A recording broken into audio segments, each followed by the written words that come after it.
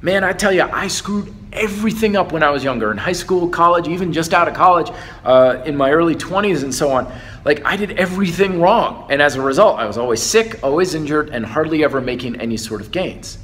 And making this video because I'm almost 40 now, but maybe you're in your teenage years, your early 20s, and I want you to really know this stuff so you avoid the same fate that I did, okay? Number one is that training smarter and better is infinitely better than just training harder all the time. And don't get me wrong, you're gonna have to train your ass off to make progress. And you want that, especially when you're younger, because you've got all that testosterone flowing through, you got a lot of energy, so you're going to work hard. But hard work alone is a dead-end street, because you can't just infinitely scale hard work. You can't just always work harder. So when you train smarter, you get around that dead end because you're applying your hard work in a better way. Maybe you've got a coach or mentor, you can pick their brain, hire a trainer, or you've just got a family member who knows a thing or two about fitness. The more you learn, the better you can apply your hard work rather than just working hard and spinning your wheels for the next 20 years like I did. Number two, beware of hype and dogma. Because when you're young, like, you're full of emotional drive, right? Which leaves you very vulnerable to hype.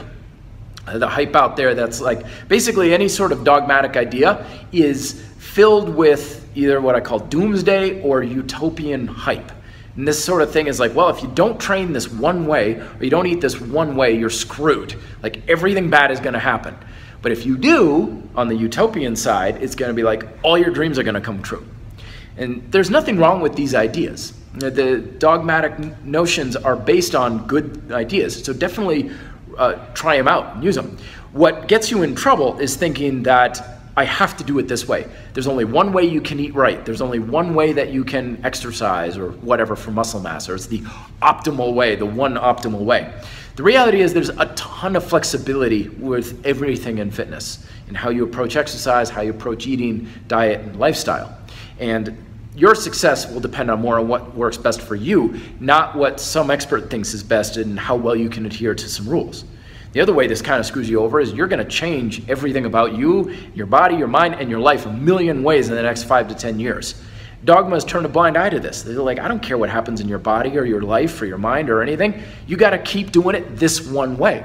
But you want to be flexible in how you're approaching things, because the more flexible you are, the more you can figure out what's better for you. And sometimes that means breaking the rules. So be it. I promise you nothing terrible is going to happen if you don't have a protein shake after your workout, or you have carbs for dinner, or you do 3 sets of 5 instead of 5 sets, whatever, right? The rules are there as a guide, but not a restriction. And then finally, 3 is be a little patient with your progress, especially when you're younger. We're all developing at different times in our life. Myself, I didn't really start hitting that go button with my physical development until into my 20s. And I mention this because I know it can be frustrating when you've been training for a few years and you're 17, 18 years old and you're God, shouldn't I be so much further along by now? Well, maybe. Take that idea and start saying, all right, maybe I need to learn more so I can progress better and train better. But on the other side of the coin, especially when you're younger, it feels like it's more than it really is. I mean, God, I made my black belt when I was 16 years old. I've been training for 6 years at that point, and I'm like, Matt, you come a long way. The reality is I hadn't accomplished jack squat.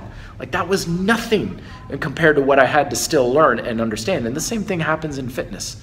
Yes, you've accomplished a lot in the first 2 or 3 years of your training, but you're still just getting started. Your best years are still to come. You're not at all near your genetic potential just yet.